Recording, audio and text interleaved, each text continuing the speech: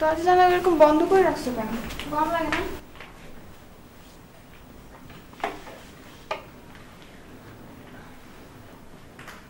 আচ্ছা ভাবি, তোমার ভয় করে না? কেন? ওই যে ওই পাগল লোকটা, আমি তো তার ভয়ে ঘর থেকে বেরোতে পারি না। আমার সকালে যতক্ষণ ওই দোকানে না নিয়ে যায় ততক্ষণ আমি রুম থেকেই বের হই না ভয়। আচ্ছা ভাবি, উনি কি আগের থেকে এরকম?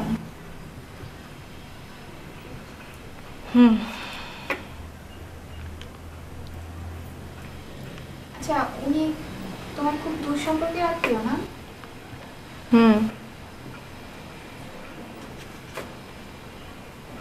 আচ্ছা ভাবি, আমি না আসলে মিলাইতে পারতেছি না, বুঝছো? কোথায় তুমি আর কোথায় ওই নেশাখোরের মতো লোকটা? মানে তুমি হচ্ছে আমার আদর্শ, আমি তোমাকে ফলো করি, তোমার সাথে আসলে ওই লোকটা কোনো মতে মিলাইতে পারছি না।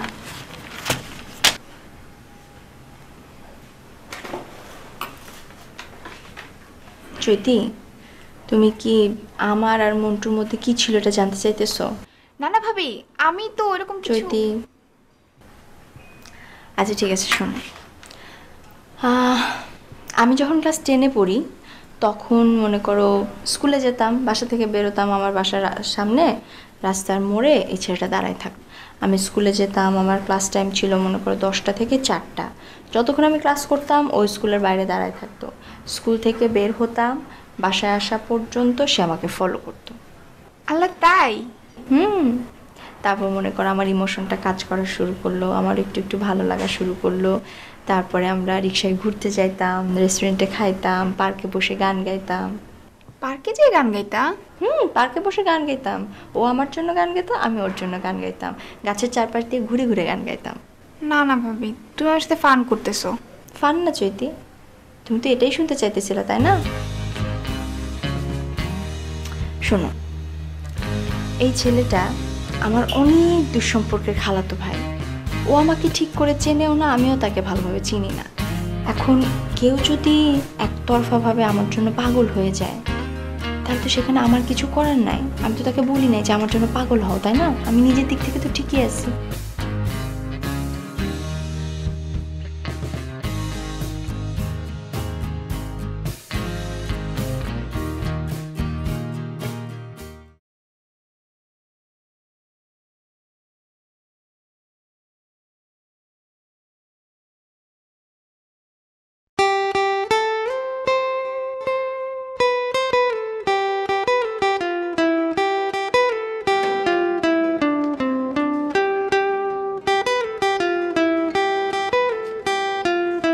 শাকিল, বাইরে দেখ মন্টু ভাই দাঁড়ায় আছে, চিনিস না? ওর একটু ভিতরে আসতে বলো।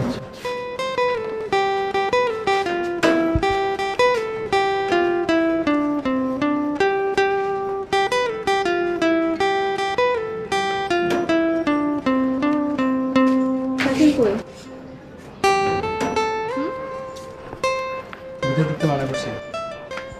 আচ্ছা, তুমি প্রত্যেকদিন আমার কোচিং সেন্টারের সামনে দাঁড়াতে থাকো কেন বলতো? ভালো লাগে? ভালো লাগে কেন?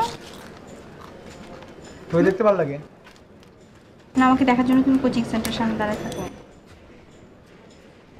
কোচিং সেন্টারের সামনে কোন ছেলেগুলোরা দাঁড়ায় থাকে জানো? আজেবাজে ছেলেগুলোরা দাঁড়ায়। আমাকে তো রাজবাজে লাগে।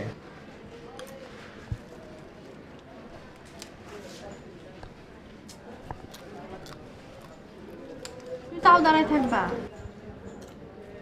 আমি তো বাসায় ঢুকতে পারি না, মামা তো ঢুকতে দেয় না, তো কি করবো? কোচিংয়ে দাঁড়ায় থাকি। তুমি মার্কেটে গেলে মার্কেটেও যাবো। ভাবি দূরও, তুমি কোচিং সেন্টারে দাঁড়ায় থাকলে আমার বান্ধবীরা হাসাহাসি। তাই? তাহলে এক কাজ কর,